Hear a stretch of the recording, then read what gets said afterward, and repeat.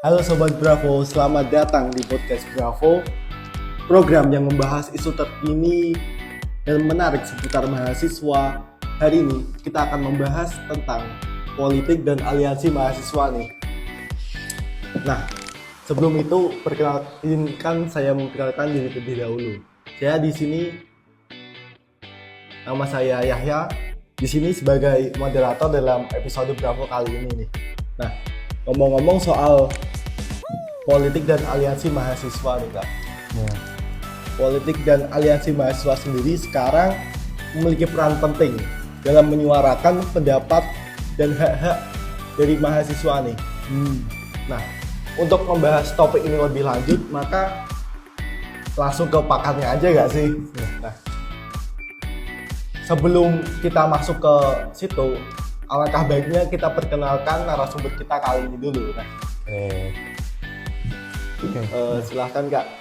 Oke, teman-teman semua, sebelumnya perkenalkan ya. Terima kasih Mas Yahya tadi ya. Mas Yahya, ini perkenalkan nama saya Mas Arifudin ya. Saya dari program studi S1 Teknologi Pangan, Fakultas Sains dan Teknologi Pertanian. Saya dari semester 6 seperti itu. Kemudian untuk riwayat organisasi saya ya, saya sekarang ini menjadi pelaksana tugas dari Presiden Mahasiswa Badan Eksekutif Mahasiswa Program Mahasiswa Universitas Muhammadiyah Semarang. Oke Kak, selanjutnya nih Kak,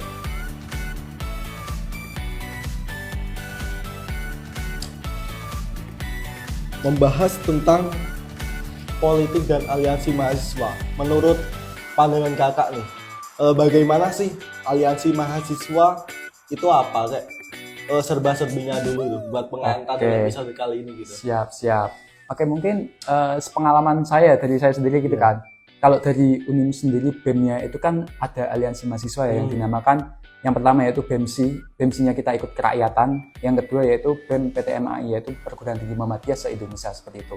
Dan mungkin kalau aliansi mahasiswa yang ada di UNIM itu banyak. Contoh-contoh kayak aliansi dari himpunan-himpunannya, kemudian fakultasnya itu kan pasti ada ada aliansinya sendiri, dan itu bergeraknya itu di bidangnya masing-masing. Contoh nih, saya dulu juga di himpunan mahasiswa teknologi pangan, dan itu bergerak di bidang pertanian dan juga pangan. Jadi mereka itu menghimpun teman-teman pangan yang ada di Indonesia, dan kemudian mereka itu langsung turun ke rakyat dan juga menyuarakan aspirasinya ke dari pihak-pihak terkait. Contoh kalau dari saya dulu itu pemerintahan terkait bidang pangan dan juga pertanian seperti itu. Dan kemudian kalau yang sekarang itu, kalau dari BEMSI kerakyatan itu, kita juga ada beberapa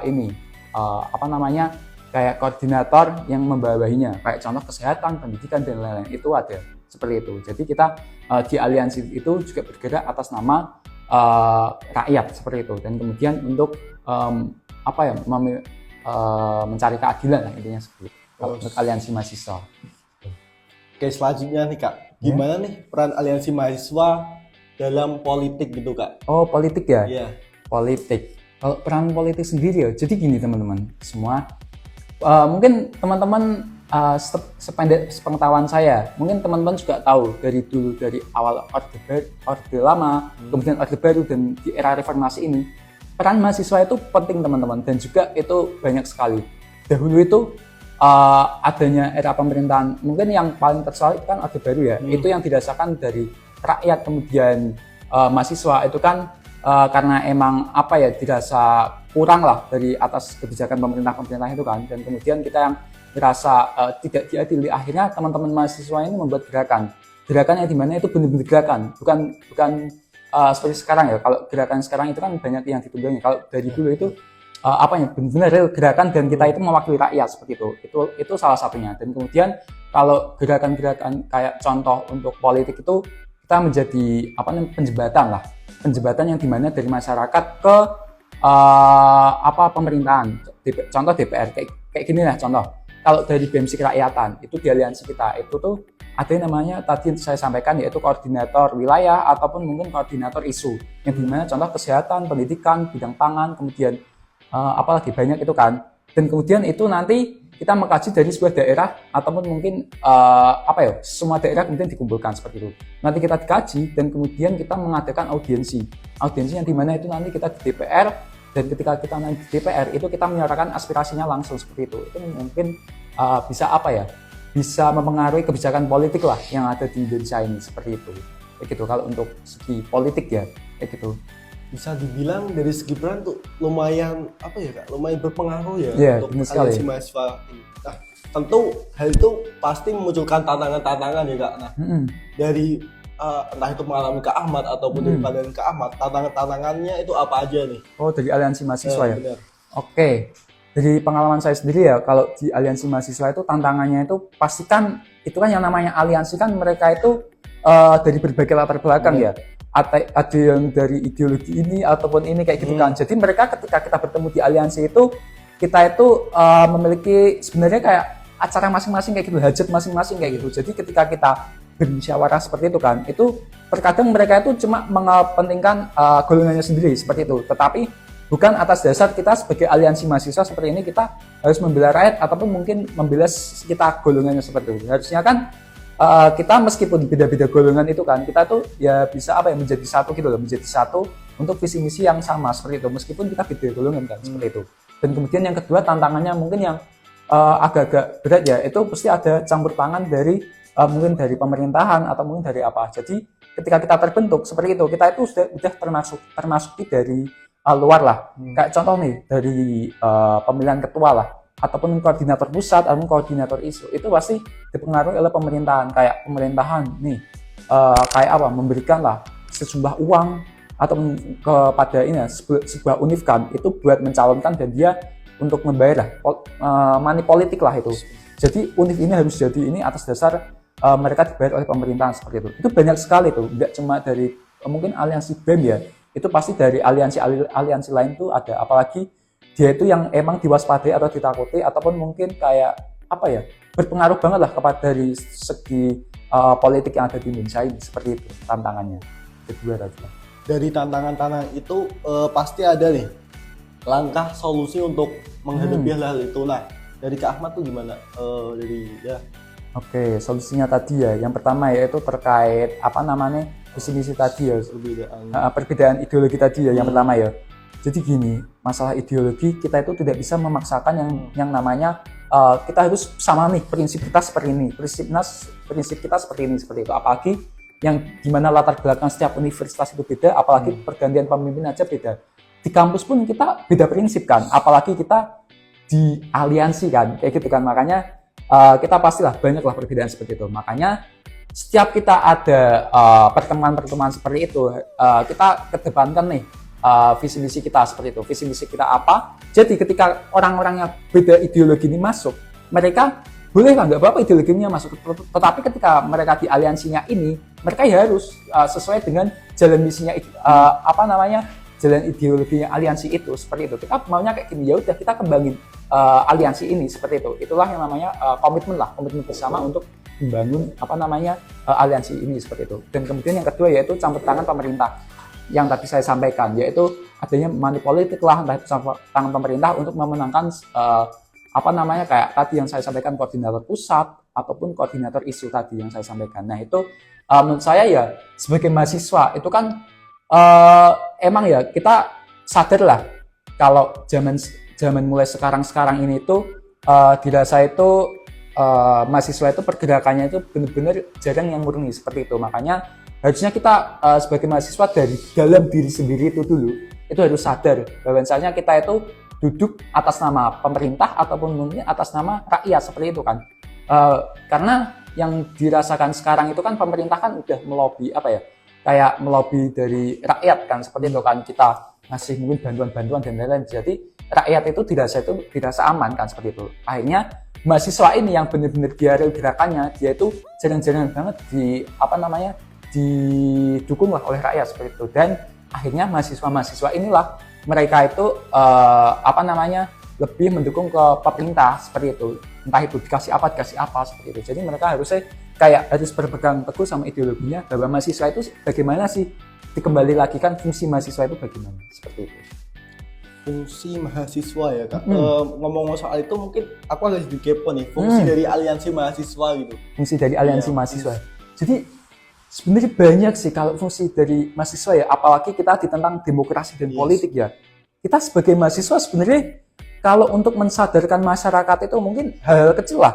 kayak kita harus berpolitik demokrasi ya, contoh keikutsertaan dalam pemilu nih, dalam pencoblosan, kita nih bisa nih, kita kan pasti punya media ya, di dalam media itu kita pasti bisa apa ya, bisa mengupload itu pentingnya kita dalam pemilu, dalam satu suara itu kita menentukan suara itu pentingnya bagaimana seperti itu contoh. Dan kemudian yang kedua yaitu pengadvokasian itu menjembatani tadi yang saya sampaikan.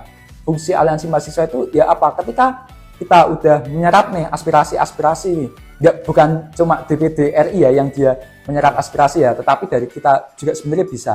Kan kita mungkin di hal kecil lah, kalau di aliansi kita yang Jateng DI mungkin nih, itu kan pasti nih ada isu-isu, contoh dari Rawapening. Itu kan Rawapening itu dulu itu ada isu yang mana itu sekitar 1.000 petani itu kehilangan sawahnya karena emang ada pembangunan entah itu apa ya, itu kan benar-benar emang itu merugikan petani itu kan, yang akhirnya dari isu agraria, itu maksudnya agraria itu kan mereka itu mengkaji dan kemudian menemui dari masyarakat setempat seperti itu, dan mereka menyuarakan nih aspirasinya itu bagaimana seperti itu, yang akhirnya kita angkat nih, kita upload di media seperti itu, dan kemudian itu di wilayah, kalaupun mungkin nanti dinaikkan lah ke dalam forum-forum nasional seperti itu kan, nanti bisa mereka mengaspirasikan itu. Jadi makanya tadi yang saya sampaikan, kayak kalau demokrasi ya, tadi kita bisa mengupload nih, pentingnya kita sebagai mahasiswa, pentingnya sebagai rakyat Indonesia lah, kita itu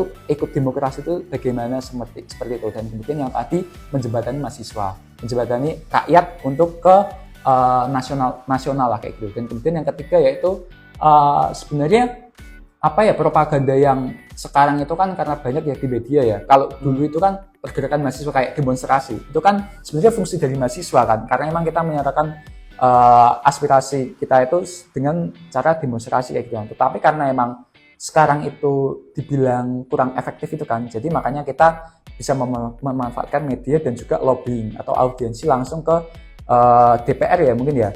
Karena gini, kalau DPD RI sekarang itu tugasnya itu kan dia itu menyuarakan aspirasinya cuma di wilayah terkait. Contoh nih, di wilayah Semarang kita itu menyampaikan aspirasi tentang hal perampasan aset, itu kita nggak bisa dinaikkan karena emang mereka itu cuma di wilayah aja seperti itu. Makanya kita ya punya lah fungsi, yaitu kita itu kalau bisa langsung audiensi lah kepada dari DPR RI itu sendiri seperti itu. Jadi suara kita itu langsung kedengeran, nggak cuma kalau dari DPD RI kita nggak bisa kayak gitu. Itu sependek pengetahuan saya sih terkait fungsi aliansi mahasiswa itu sendiri. Dari fungsi-fungsi yang ada tadi, untuk aliansi mahasiswa sekarang apakah sudah sesuai dengan fungsi tersebut nih Kak? Oke. Ya on track atau enggak gitu loh? Oke, sebenarnya gini ya. Saya sampaikan kalau dari sudut pandang saya ya mungkin ya, kalau dari aliansi saya sendiri itu pasti ada yang emang mereka itu benar-benar pergerakannya ataupun fungsinya itu udah benar. Jadi ada beberapa yang emang fungsinya itu udah benar, hampir semua udah benar fungsinya. Jadi dari isu-isu semua itu kita itu mengkaji, semua itu udah benar, kita mencari fakta, kita mencari narasumbernya dari mana seperti itu, untuk mengungkap faktanya. Kemudian kita ada yang namanya sikap kritis, kemudian ada juga untuk analisis, untuk menganalisis penyebab, dampak, dan kemudian solusinya seperti itu sebenarnya udah benar. Tetapi yang mungkin terkadang kita itu tercoreng namanya itu kita biasanya karena ditunggangi seperti itu. Kita nih tadi yang saya sampaikan yaitu kita mencalonkan ini tetapi ditunggangi. Akhirnya kita ketika udah berangkat di forum itu kan, ketika mereka pulang kita membawakan yang namanya kayak money politik tadi. Kamu menulis saya, tetapi nanti pulang saya kasih uang tiket pulang kayak gitu. Dan itu uangnya itu bersumber dari orang-orang tidak bertanggung jawab. Entah itu mungkin mohon maaf ya, kayak dari partai, entah itu mungkin juga dari kepolisian, entah itu dari apa, itu pasti ada kayak gitu. Karena memang mereka punya tujuan sendiri lah kayak gitulah. Gitu sih. Jadi ada yang benar juga, ada yang salah juga gerakannya kayak gitu. Tetapi ya itu sebenarnya juga oknum sih, ataupun mungkin ya politik kita sendiri lah, karena emang mungkin dari segi unimus kita kan dari unimus ya, mungkin dari segi kampus aja kan pasti banyak lah kayak tunggangan kayak gini kan, apalagi dari segi nasional kan, karena emang gerakan dari aliansi dari nasional itu kan pasti besar kan, apalagi kita aja membuat nge-up lah kayak memanas-manasin, apalagi media itu kan pasti mereka dari publik itu kan langsung kepancing lah kayak gini gitu, mereka langsung turun jalan. Itu kan menurutku dari pemerintahan kan pasti bisa kayak berusaha untuk melobi kita sebagai mahasiswa seperti itu gitu. Dengan fungsi-fungsi yang ada tadi ya Kak, pastinya kita membutuhkan nih entah itu sumber dana ataupun infrastruktur untuk menunjang tugas-tugas kita tersebut. Nah, dari Kak Ahmad sendiri nih, gimana sih cara aliansi mahasiswa mendapatkan hal-hal itu? Oke. Dari ini dulu ya, kalau dari aliansi yang emang dia itu lebih ke keilmuan ya. Contoh dari pengalaman saya yang dari teknologi pangan itu kan. Jadi sebenarnya dosen ketika lulus itu sebenarnya mereka itu membuat kelompok sih. Kayak contoh di pangan itu himpunan mahasiswa peduli pangan Indonesia, yang dimana itu terdiri dari dosen-dosen itu kan. Jadi orang pangan yang ada di Indonesia, dosen Indonesia itu mereka menghimpun dan mereka itu mengadakan yang namanya iuran seperti itu. Setiap dosennya itu mengadakan iuran yang dan mana. Jadi kayak HMPP itu kan, kalau mahasiswanya itu HMPP, kalau yang di dosennya itu namanya PATP seperti itu kan. Jadi PATP itu membawahi mahasiswa yang ada di seluruh Indonesia di bidang pangan seperti itu. Jadi makanya kita itu berada di naungannya seperti itu, dan itu sebenarnya sudah ada ini sih kayak organisasi aliansinya kita itu udah punya SK sih seperti itu. Jadi pemerintahan itu sudah menganggap kita itu sebagai aliansi dan juga menggelontorkan dana untuk kita seperti itu. Dan kemudian juga kita sebagai sebagai anggota ya, apalagi anggota aktif kita aktif di aliansi mahasiswa itu kan, kita pasti juga ada iuran wajib anggota perorangan itu pasti ada iurannya seperti itu. Makanya terkait keuangan untuk infrastruktur gitu kan, kita pasti ditunjang oleh tadi dari dukungan dari mungkin dosen ataupun mungkin LBH lembaga swadaya masyarakat itu juga, karena memang kita berdiri di atas rakyat kan kayak gitu kan. Dan kemudian juga ada support dari setiap institusinya seperti itu. Apalagi kalau di aliansi yang kita perguruan tinggi Muhammadiyah, kalau di Unimus kan seperti itu kan, itu apalagi itu kan kita ditunjang oleh yayasan Muhammadiyah ya, itu apalagi itu besaran dananya dan infrastrukturnya itu kan pun pasti banyak kan kayak gitu kan. Itu sih dari itu.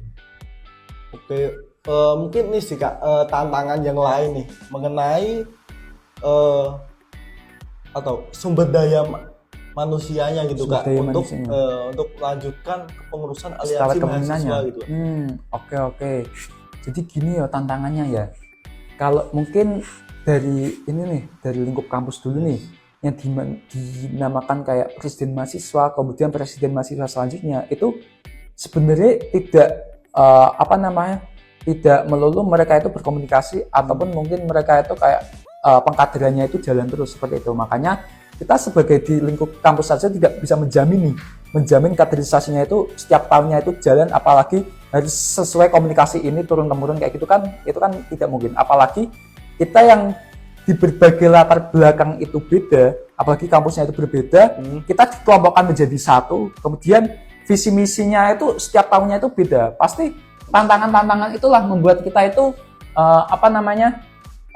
beda-beda terus kayak gitu loh. Apa yang harus kita kembangkan itu pasti setiap tahunnya beda. Tetapi kan kita kan pasti harus ada ini solusinya ya. Entah itu kita harus kalau tujuannya ke sana, yang biasanya kita jalannya itu bisa jalan kayak gitu kan, harus dari segi 1 tahun itu kita harus lari seperti itu, harus lari untuk mengejar tujuannya itu seperti itu sih tantangannya. Dan kemudian yang kedua terkait gaya hidup sih. Jadi gini, mahasiswanya kalau dulu itu kan benar-benar dari rakyat, tetapi kalau yang dari sekarang itu kan karena memang gaya hidup barat ya, apalagi kita itu ketika terjun di aliansi mahasiswa itu kadang itu bukan semata-mata kita itu dari hati seperti itu. Kadang itu kita itu kayak mencari kesenangan atau hedonisme. Hedonisme itu kan kayak mencari kepuasan, kesenangan aja kan seperti itu. Itu kan menurut saya itu tantangan yang emang yang ada di zaman sekarang seperti itu. Kita itu kayak mencari muka ataupun apa kayak gitu. Itu menurut tantangan yang ada di zaman sekarang sih kayak gitu. Nah, mungkin nih yang terakhir ya Jeka. Oke. Nah, tips-tips untuk aliansi mahasiswa nih, agar arah geraknya entah itu dalam hal politik tadi ataupun untuk menarik minat kader-kader selanjutnya biar bisa lebih efektif gitu nih Kak. Oke. Sebenarnya gini ya, ini buat apa ya, renungan. Kalau dari saya sendiri ya, itu kembali ke masing-masing perseorangannya sendiri kayak gitu. Mereka itu niat tujuannya ke aliansi mahasiswa itu apa, seperti itu. Karena emang sebenarnya gini, sistem yang ada di aliansi mahasiswa itu menurut saya udah jelas seperti itu. Tetapi ketika kita solidaritasnya, kemudian pemikirannya kita itu beda-beda, itu sebenarnya nggak apa-apa. Tetapi yang ditakutkan itu mereka itu punya tujuannya masing-masing kayak gitu. Sebenarnya gini, dari wilayah sana terkadang mereka itu pengen merusak forum nih, pasti ada kayak gitu. Jadi ya tipsnya itu ya dari diri sendiri. Kita sebagai mahasiswa itu harus sadar, mahasiswa itu sebagai penggerak agent of change kayak gitu kan, sebagai agen perubahan kan. Makanya ketika udah kita di aliansi mahasiswa ya, kita harus sadar tentang kepentingan kita itu bagaimana, kita disatukan, kita bergerak untuk siapa, seperti itu kayak gitu. Jadi tipsnya ya dari dalam diri sendiri kayak gitu kan. Apalagi sebagai koordinator ataupun menjadi ketua, dia harus bisa menjadi contoh dan juga bisa melindungi anggota-anggotanya seperti itu. Kalau dari pihak aliansinya Kak, hal apa yang bisa ditawarkan untuk menarik gitu kader-kader selanjutnya? Oh iya, belum tak jawab ya tadi ya, terkait untuk menarik kader-kadernya kayak gitu kan. Jadi gini, setiap pergerakan itu kan pasti yang ada namanya branding, yang dinamakan branding. Jadi kayak contoh di Instagram ataupun mungkin di pergerakan atau mungkin mereka langsung di pemerintahan kayak gitu kan. Jadi untuk menarik kadernya sebenarnya gitu, kita itu bisa menarik orang-orangnya dulu nih, seperti itu. Kayak menarik nanti ikut ya join aliansi ini. Meskipun dari contoh di tahun 2017 Unimus itu ikut, dan kemudian di tahun 2021 karena memang ada gejolak di kampus itu tiba-tiba off kayak gitu kan. Itu menurutku kayak apa ya, brandingnya itu terpotong kayak gitu kan. Tetapi ya harusnya ya setiap tahunnya itu kalau masalah aliansi itu harus konsisten lah, turun-temurun kayak gitu kan, kayak gitu. Dan kemudian masalah branding tadi ya mungkin kita lebih dijelaskan terkait fungsi tadi kita sebagai penjembatan antara masyarakat dan pihak terlapor atau mungkin apa. Dan kemudian yang kedua yaitu kita terkait aksi-aksi itu kita jangan cuma aksi.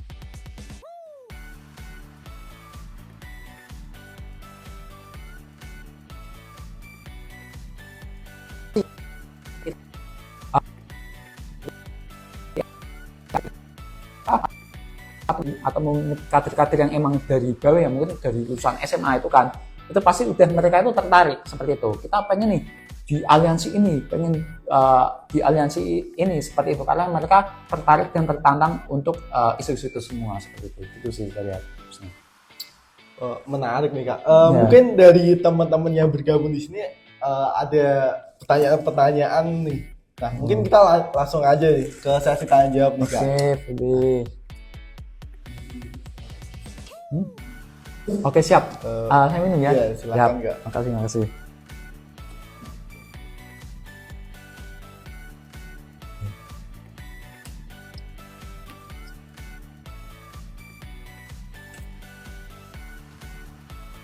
Kamu nggak minum? Mas ya moderator ini.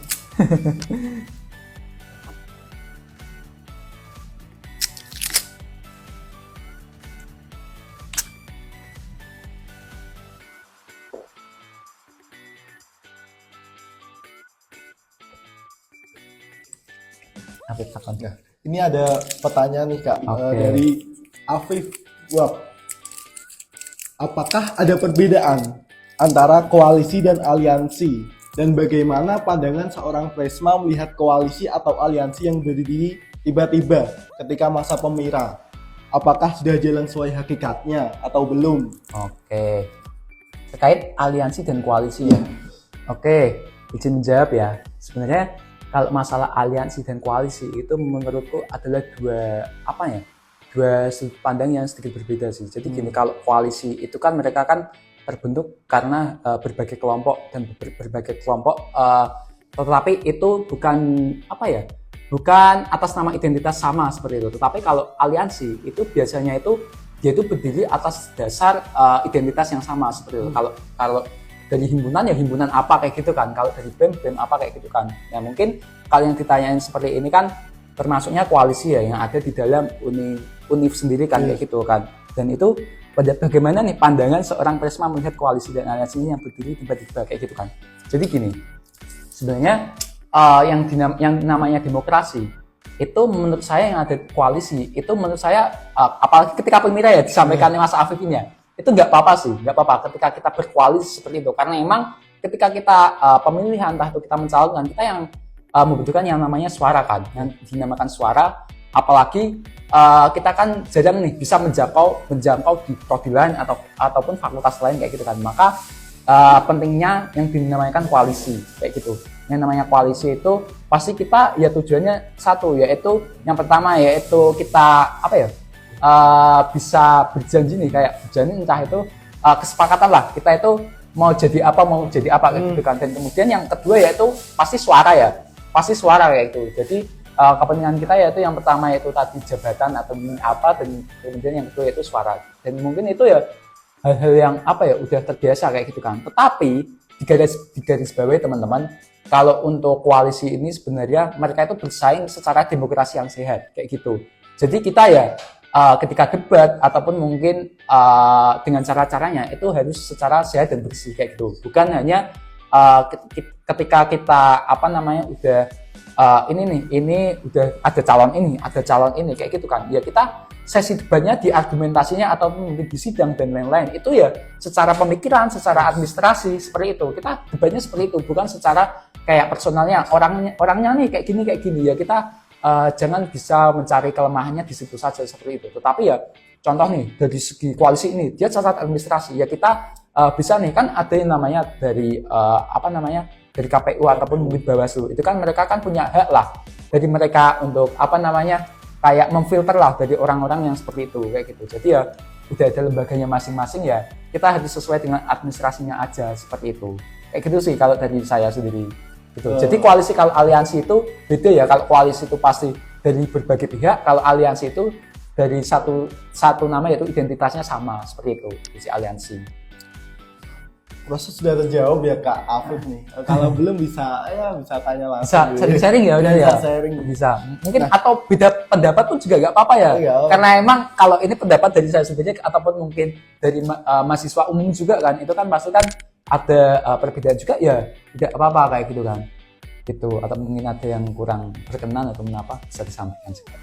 Lanjut nih Kak, di pertanyaan kedua. Bagaimana aliansi mahasiswa Sains dan Teknologi Pertanian dapat memastikan bahwa suara mereka didengar dan dipertimbangkan dalam proses pengambilan keputusan politik yang terkait dengan bidang sains dan teknologi pertanian?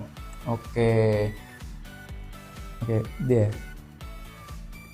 Ya, apakah untuk memastikan bahwa suara mereka didengar? Udah didengar ya.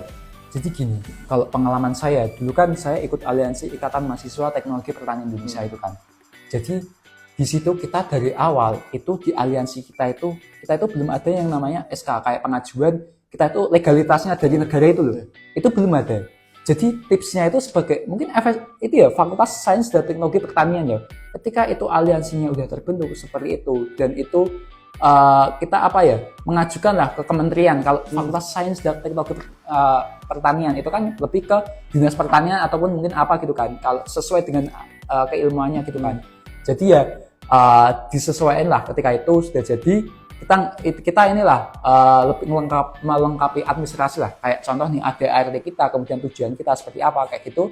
Ketika itu akhirnya kita membuat sebuah dokumen atau berkas, kemudian kita masukkan ke dalam kementerian itu seperti itu. Jadi SK kita itu sudah terlambat kita diakui. Ketika kita sudah diakui maka kita punya hak untuk bersuara. Kita udah dari aliansi kita itu punya suara seperti ini, kita akhirnya bisa menyampaikan lah aspirasi kita ataupun mungkin hal-hal kebijakan-kebijakan yang akan kita laksanakan seperti itu untuk kementerian, sehingga dari kementerian itu dia itu udah merasa kayak kalau dia udah legal, makanya mereka sudah diakui lah seperti itu. Jadi ya kuncinya itu legalitas dari kementerian ataupun mungkin pihak-pihak yang emang dia itu sesuai dengan keilmuannya lah seperti itu. Ini itu jawaban dari saya.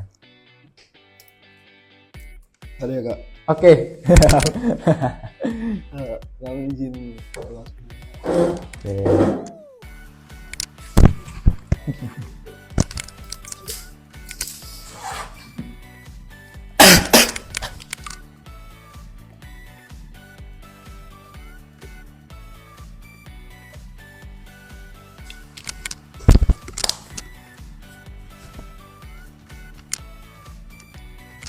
kembali lagi nih.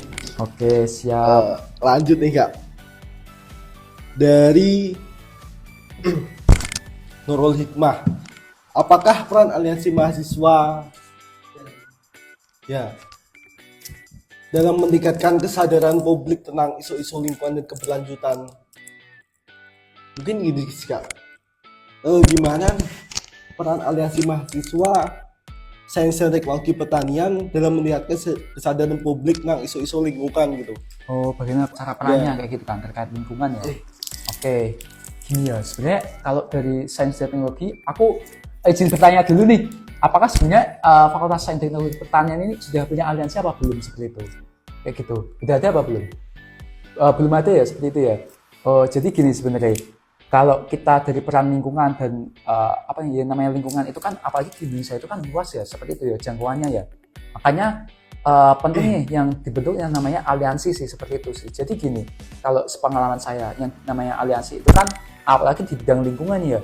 Itu kan ketika nanti dari berbagai pihak yang ada dari Fakultas Sains dan Teknologi Pertanian ini kumpul menjadi satu apalagi sampai Indonesia itu kan pasti mereka kan tahu nih dari tempat asal-asalnya itu kan lingkungannya itu kan bagaimana gitu kan. Akhirnya ketika mereka itu sudah mengetahui nih lingkungannya seperti apa. Kalau yang sekarang kalau kita belum memiliki aliansi itu kan kita nggak tahu nih faktanya dibalik contoh nih di Kalimantan itu lingkungan tambangnya itu bagaimana itu kan kita kan nggak tahu, makanya pentingnya aliansi tadi. Nah ketika itu udah udah terbentuk nih aliansinya, maka mereka itu yang mengkaji seperti itu. Ketika udah mengkaji seperti itu kan kita tuh cari nih sumbernya itu bagaimana, faktanya bagaimana, apakah kerusakan lingkungannya itu benar-benar terjadi kayak gitu kan.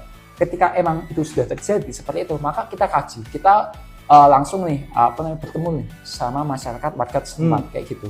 Ketika udah bertemu nih sama masyarakat warga setempat, kita bercerita bagaimana sumbernya kayak gitu dan solusinya pengennya itu bagaimana seperti itu. Nah, ketika itu sudah dikaji nih oleh wilayah, contoh tadi saya sampaikan di Kalimantan, itu baru di di aliansi kita naikkan lah di forum nasional ataupun aliansi atau mungkin wilayahnya dulu nih dari Kalimantan sendiri, dari Pulau Kalimantan sendiri kayak gitu, baru kita kaji dan kemudian kita naikkan ke pemerintah setempat kayak gitu, ataupun mungkin kita juga bisa edukasi nih, edukasi mungkin dari buat masyarakat ataupun mungkin kalau dari tambang itu berarti kita bersurat nih ke dinas lingkungan terkait kayak gitu. Jadi kita dari bawah dulu kita mencari fakta dan kemudian kita naikkan kayak gitu. Kalau kita punya aliansi, kalaupun nih sekarang kita nggak punya aliansi kayak gitu kan, kita ya bisa nih buat konten-konten edukasi ataupun mungkin kita buat platform ataupun mungkin kalau di Instagram atau di YouTube itu ya kita buat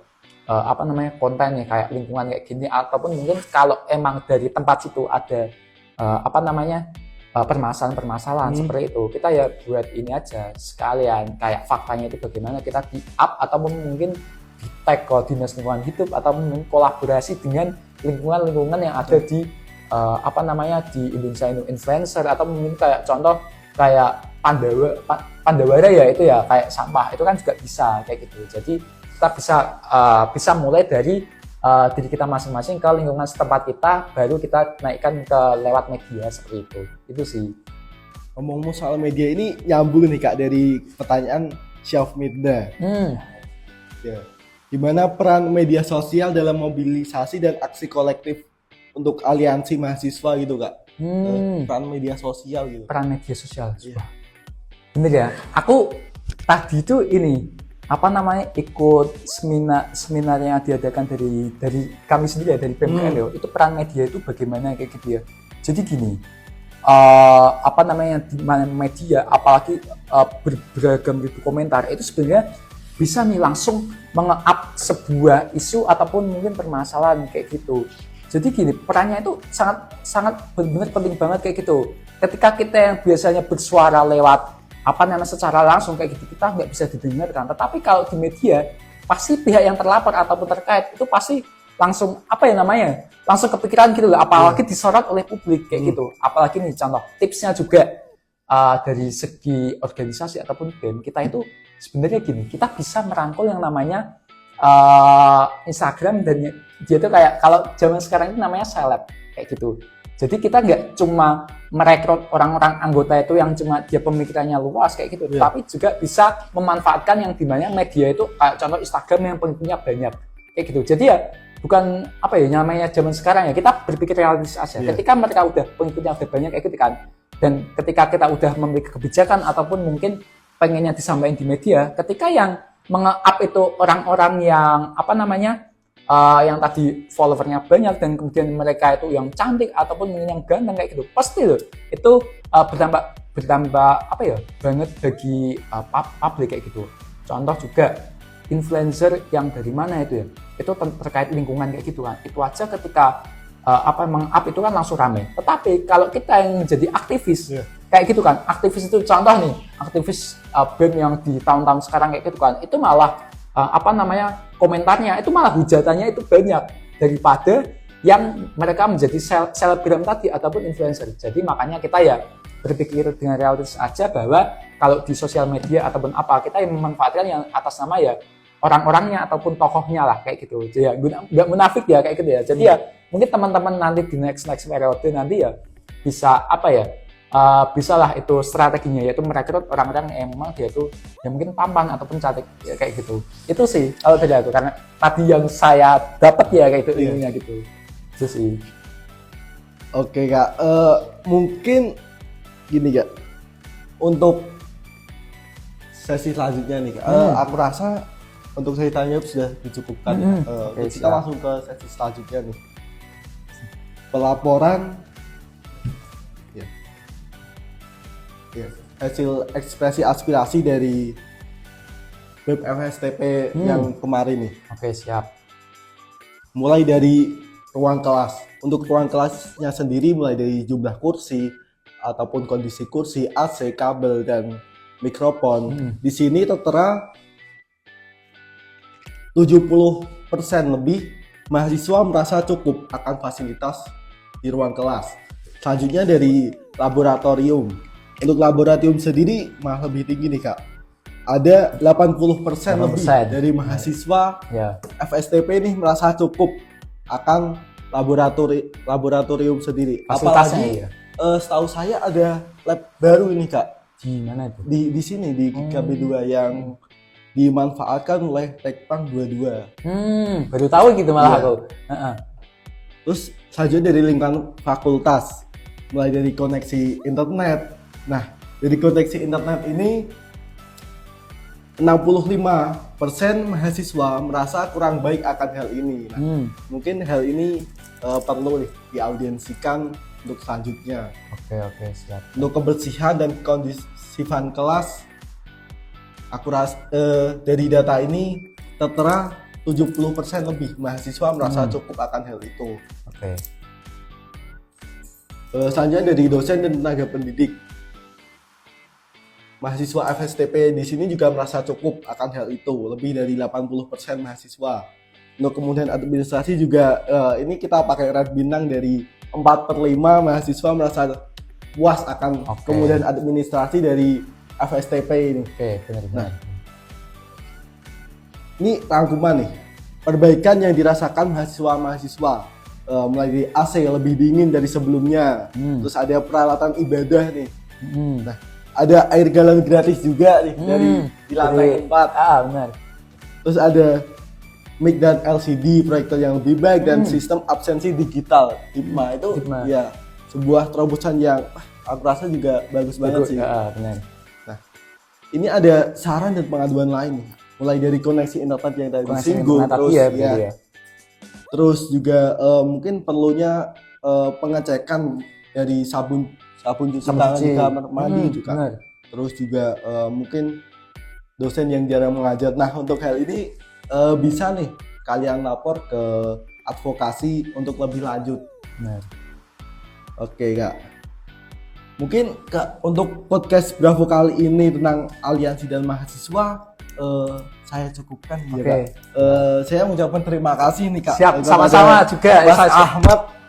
Saya juga ucapkan terima kasih juga ini. Mungkin sebelum saya tutup, mungkin ada closing statement dari Kak Ahmad. Closing statement ya dari saya. Kalau dari saya sendiri mungkin buat teman-teman dari organisasi aja ya kayak gitu ya, karena emang kita latar belakangnya organisasi seperti itu. Nah, kalau saya pernah baca ataupun mengisi pengalaman saya ini teman-teman. Jadi seberapa bagus sistem yang ada di organisasi, tetapi solidaritasnya itu memudar, itu organisasi tidak lama itu bakal memudar teman-teman. Jadi yang terpenting kalian ketika menjadi sebuah anggota organisasi dan itu menjadi satu, minta tolong solidaritasnya itu dijaga. Meskipun tadi saya sampaikan sistemnya itu baik tetapi solidaritasnya itu tidak terjaga, itu pasti organisasi itu akan memudar. Itu cukup closing statement dari saya. Gitu. Oke, lanjut tadi. Terima kasih. Selanjutnya, semoga materi yang tadi disampaikan bisa dipahami nih oleh semua mahasiswa yang nonton dan semoga bisa bermanfaat bagi semuanya. Oh iya, untuk teman-teman semua jangan lupa follow BEM STP Unimus dan juga subscribe YouTube BEM STP untuk melihat updatean terbaru dari kami ya. Jangan lupa nih. Sampai jumpa lagi. Bye. Sampai jumpa lagi. Terima kasih.